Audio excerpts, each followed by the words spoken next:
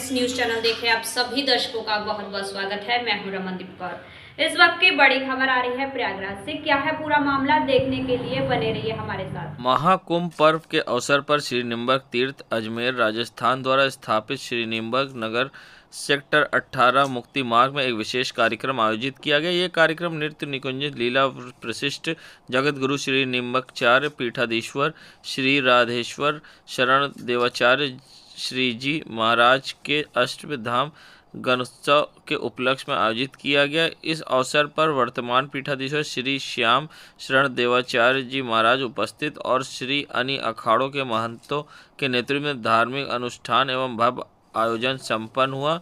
वहीं इस मौके पर उन्होंने सनातन बोर्ड बनाने के उठा रहे मांग को सही बताया गया और मोहन भागवत के बयान का समर्थन किया। हर मंदिर मस्जिद पर राजनीति नहीं होनी चाहिए, मगर जो सनातनियों की जगह है वो उनको मिलनी चाहिए। और क्या कुछ कहा है, आइए दिखाते हैं आपको। और देखिए, कुंभ महापर्व हम सभी के लिए जीवन का सबसे श्रेष्ठ पर्व होता है और इसमें सभी संत महापुरुषों का, आचार्यों का, जगत गुरुओं का आगमन हुआ है और उनके सानिध्य में संपूर्ण जनमानस करोड़ों की संख्या में आकर यहाँ पर पुण्य अर्जित कर रहा है। उसी क्रम में यह निम्बार्क नगर समस्त सनातन धर्मावलंबियों के लिए एक साधन है कि वो यहाँ पर आकर निवास करें, अपना अनुष्ठान करें, भगवान की भक्ति करें, श्रद्धा भाव से जो भी वो करना चाहें उन सब के लिए यहाँ पर भगवत प्रसाद की, निवास की, सब भोजन व्यवस्थाएं जैसा कि सब कर रहे हैं उसी प्रकार यहाँ पर निम्बार्क नगर में है। यहाँ पर भगवान श्री राधा सर्वेश्वर विराजमान है, आप सभी को जानकारी है और ये प्रसन्नता होगी कि विश्व के सबसे सूक्ष्म शालिग्राम भगवान सर्वेश्वर जिन्हें कहा जाता है वो यहाँ पर इस समय विराजमान है और 1 महीने तक यहाँ विराजमान रहेंगे। तो जो भी यहाँ इस मेला क्षेत्र में आने वाले सनातन धर्मी हैं उन सबको उनके दर्शन का लाभ प्राप्त हो रहा है। लाखों की संख्या में सब लोग आ रहे हैं, सर्वेश्वर प्रभु के दर्शन प्राप्त कर रहे हैं, भगवत प्रसाद प्राप्त कर रहे हैं और आप सभी मीडिया कर्मी भी इसमें पूरा सहयोग कर रहे हैं। और हमारे जो परम यशस्वी सम्माननीय मुख्यमंत्री महोदय योगी जी हैं, उनकी सुंदर व्यवस्थाएं इस मेला क्षेत्र में है। तो हम इसी का लाभ, ये उचित है कहना कि संतों के सानिध्य में ही सनातन संस्कृति की रक्षा और सही मर्यादित सुरक्षा हो सकती है। तो यदि संतों की मांग है और इससे सनातन संस्कृति की रक्षा होती है सनातन बोर्ड से, तो अवश्य इस पर विचार करना चाहिए केंद्र सरकार को भी, राज्य सरकार को भी। मोहन भागवत जी का बयान आया था हर मंदिर मस्जिद पर राजनीति नहीं होनी चाहिए, नहीं, ये भी उनका कहना उचित ही है एक संदर्भ में कि हर जगह राजनीति भी नहीं होनी चाहिए, पर हमारी जो दबी हुई संस्कृति है, जहाँ जहाँ भी हमारे देवस्थान है, उनका पुनर्जागरण, पुनर्जीर्णोद्धार होना भी परम आवश्यक है और ये हम सभी करेंगे। ये हम सब का कर्तव्य है, ये आप सब मीडिया कर्मियों का कर्तव्य है कि जहाँ कहीं भी संस्कृति को दबाया गया है, शोषण हुआ है, उसका सामने आना, उसका उद्घाटित होना, उसका संरक्षण होना ये नितांत आवश्यक है। पर हाँ, संरक्षण होना चाहिए, राजनीति नहीं होनी चाहिए, राजनीति का कोई स्थान नहीं इन सब विषयों पर और ये सबको करना चाहिए। जितने भी दूसरे धर्म के अनुयायी लोग हैं उनको ही चाहिए कि वो देवस्थानों को स्वयं सुरक्षित करें। अब वो समय जब था तब सब निकल गया और सनातन धर्मी देखिए, हिंदू जो भी है जिसके हृदय में भी भगवान के प्रति भाव है, भक्ति है, वो कभी भी आक्रोश नहीं चाहता, वो कभी भी अशांति नहीं चाहता, इसमें कोई संदेह नहीं।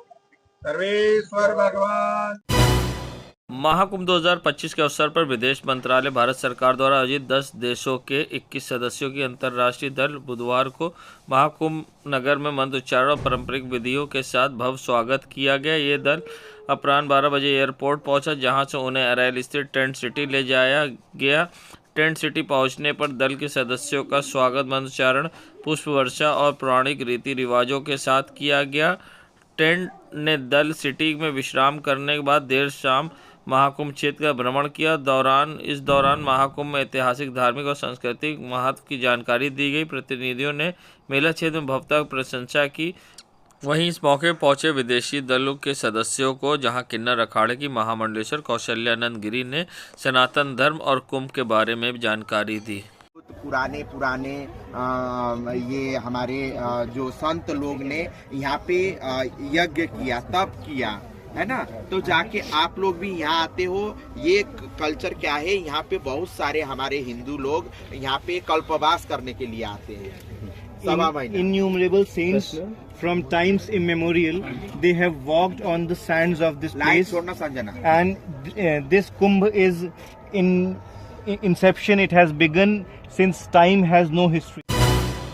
खादी ग्राम उद्योग आयोग की ओर से जहां महाकुंभ मेला क्षेत्र में प्रदर्शनी लगाई गई है, इसका उद्घाटन भी कल होगा और इसको लेकर क्या व्यवस्थाएं की गई हैं और क्या कुछ कहना है बनारस लखनऊ के निदेशक का, आइए दिखाते हैं आपको किस तरह से इस कार्यक्रम को आयोजन किया जाएगा और किस तरह से इसमें प्रदर्शनी का उद्घाटन होगा और क्या नौजवानों का ख्याल करके खादी तैयारी कर रहा है, वो भी आपको दिखाते हैं।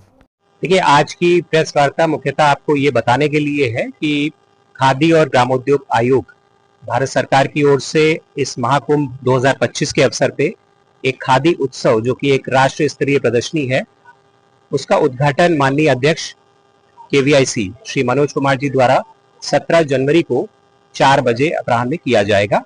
और इसीलिए मेरा आप लोगों से आग्रह है कि 17 तारीख को आप सभी सादर आमंत्रित हैं इसकी विस्तृत कवरेज करने के लिए। एग्जीबिशन है और इसमें 152 स्टॉल्स लगाए गए हैं। KVIC के द्वारा जो लाभान्वित खादी संस्थाएं हैं, जो PMEGP और ग्रामोद्योग की इकाइयां हैं, उन्होंने अपने स्टॉल्स पूरे देश भर से लगाए हैं। 20 प्रदेशों से इसमें प्रतिभाग किया गया है। 98 स्टॉल्स जो हैं वो खादी संस्थाओं के हैं और 54 स्टॉल्स जो हैं वो ग्रामोद्योग इकाइयों के हैं।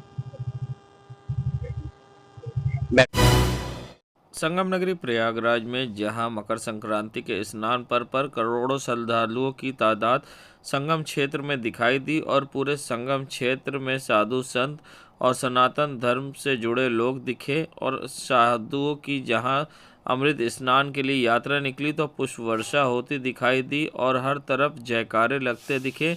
जहां साधु संत अमृत स्नान के लिए संगम नोच की ओर बढ़ रहे थे और उन्हें देखने के लिए करोड़ों श्रद्धालुओं की भीड़ लगी थी। हर तरफ नारे लग रहे थे और साथ ही उनके आगे पीछे भक्त चल रहे थे। तो वहीं सबसे पहले आगे नागा सन्यासी थे, फिर साधु संत पीठाधीश्वर मंडलेश्वर और पीछे महंत चल रहे थे। ऐसे में सबसे पहले जहां निरंजनी अखाड़े से पहले महानिर्वाणी अखाड़े ने स्नान किया, फिर निरंजनी अखाड़े ने और जूना अखाड़े ने, फिर इसी तरह से क्रमवार बैरागी अखाड़े अन्य अखाड़ों ने भी स्नान किया। आप देख सकते हैं किस तरह से यहाँ पर श्रद्धालुओं का हुजूम था और स्नान के लिए साधु संतों के देखने के लिए भीड़ उमड़ी थी और यहाँ पर नागा सन्यासी और अन्य लोग स्नान के लिए सड़कों पर निकले हुए थे।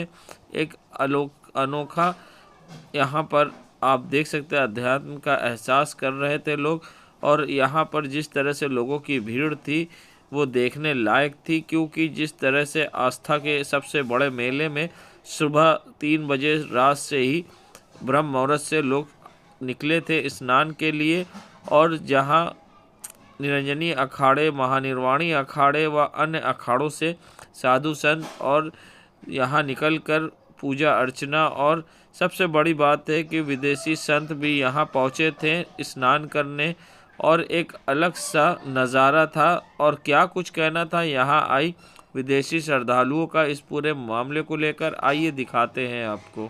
प्रयागराज महाकुंभ में एक NRI सिस्टर हैं। सिस्टर आप बताएं, आप कहाँ से आई, कैसे आई और क्या मन में विचार लेके आई हैं स्नान का, और स्नान आपका हुआ अच्छे से, क्या आपको दिक्कत हुई कि नहीं हुई? हाँ, मैं स्विट्ज़रलैंड से आई हूँ और मैंने डायरेक्टली स्विट्ज़रलैंड से मैंने दिल्ली की फ़्लाइट ली, दिल्ली से फिर प्रयागराज की फ़्लाइट ली और मैं सीधे यहाँ आई हूँ, घर भी नहीं गई हूँ। तो संगम में नहाने को मिला, बहुत अच्छा लगा। जहाँ पे तीनों नदियाँ मिलती हैं वो देखने को मिला और एक्सपीरियंस बहुत अच्छा था, क्योंकि मैं बोट लेके गई थी वहाँ संगम पे, तो बोट बीच में रुकती है, फिर वहाँ से। आपसे बोट वाले ने कितना पैसा चार्ज किया? वो मुझे नहीं पता, वो किसी ने करवाया था बोट। आपने पैकेज लिया है? पैकेज नहीं लिया मैंने। ठीक है, तो आपका मतलब बीच संगम में आपने नहाया बोट लेके? बिल्कुल बीच संगम में, जहाँ पे तीनों नदियाँ मिलती हैं, गंगा यमुना सरस्वती। यहाँ पे रहने की क्या व्यवस्था हुई आपकी? मैं तो रिश्तेदार के घर पे रुकी थी, लेकिन यहाँ पे भी आज कल संगम नहाने के बाद आज मेरा मन था कि आज मेला देखना है कि कैसी व्यवस्था होती है, कैसे टेंट ऑर्गेनाइज होते हैं। तो मेला में आपको क्या अच्छाई दिखी, क्या कमियाँ दिखी? साफ सफाई बहुत है, हर जगह साफ सफाई है, जरा से भी गंदगी नहीं है टॉयलेट भी साफ़ ही मिले मुझे, तो ये बहुत अच्छा लगा। खाने पीने की व्यवस्था? खाने पीने की भी व्यवस्था बहुत अच्छी है, बहुत सारे शिविर हैं जहाँ पे मुफ्त का खाना मिल रहा है, प्रसाद मिल रहा है।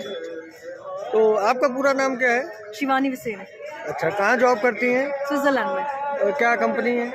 ब्लॉकचेन कंपनी है। यहाँ पे आपको पता है स्नान दान होता है, तो आपने कुछ दान वगैरह किया है? स्नान ये बहुत किया है एक्चुअली। आज सुबह मैं जहाँ गई थी वहाँ पे संगीत हो रहा था, वहाँ पे छोटे छोटे बच्चे राम और कृष्ण बन के और सीता जी बन के डांस कर रहे थे, और वहाँ पे गाना भी बज रहा था। वो पूरा उनकी कहानी सुना रहे थे कि राम विवाह कैसे हुआ था, और उनका जब वो कोबर में जाते हैं तो सीता जी की जो सखी है क्या बोलती है। कौन से शिविर में गई थी आप? शिविर का नाम नहीं याद है, पर फोटो है शायद मेरे पास। अच्छा, बिल्कुल जरूर रखा करिए, पूरी जानकारी लीजिए, यूट्यूब पे भी पूरा लिंक लीजिए। ठीक है, तो ओवरऑल आपका एक्सपीरियंस बहुत अच्छा रहा है? ओवरऑल एक्सपीरियंस बहुत अच्छा रहा। मन बस यही था कि ऐसी जगह पे आओ जहाँ इतने सारे संत साधु महात्मा आए हैं, उनकी ऊर्जा थोड़ी हमको भी मिले, बस इतना ही। आप बहुत कम समय के लिए आए, मेरा आपको एडवाइस है कि आप बाकी का यूट्यूब पे लिंक पे आप उस पर पूरा वॉच कर सकती हैं, सत्संग प्रवचन, बस साधु महात्मा का नाम आपको डालना है यूट्यूब में, आप पूरी जानकारी लीजिए। अच्छा जी, थैंक यू। प्रयागराज से मैं अभिषेक गुप्ता, विधि विधाता समाचार। धन्यवाद। संगम नगरी प्रयागराज, जहां पहाड़ों पर हो रही बर्फबारी के बाद अब प्रयागराज में असर देखने को मिल रहा है, जहां प्रयागराज में भी ठंड बढ़ गई है और शीतलहर चल रही है और साथ ही घने कोहरे भी छाए हैं।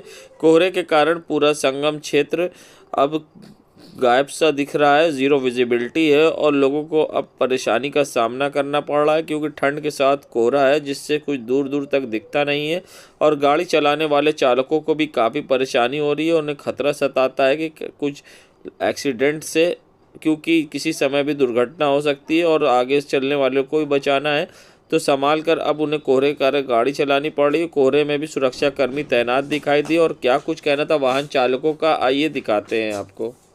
अरे बहुत कोहरा है, परेशानी तो कोहरे में समस्या आई है, बहुत सारी समस्या है चलाने में, लोगों को बचाना भी पड़ता है, देखना भी पड़ता है, दिख तो रहा नहीं है, बहुत सारी समस्याएं हैं गाड़ी चलाने में।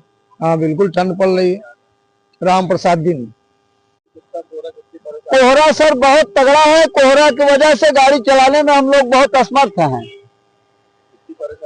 बहुत परेशानी हो रही है सर कोहरा की वजह से। ठंडी भी है सर, अब लोगों को छोड़ना पड़ रहा है, अब गाड़ी आगे नहीं जाने देते कि हमको छोड़ दीजिए छोड़ दीजिए। जी सर बिल्कुल खतरा लगता है, बहुत सीले सीले चलते हैं सर। राजनाथ यादव सर। देश दुनिया की खबरों के लिए world media times news channel को सब्सक्राइब करें।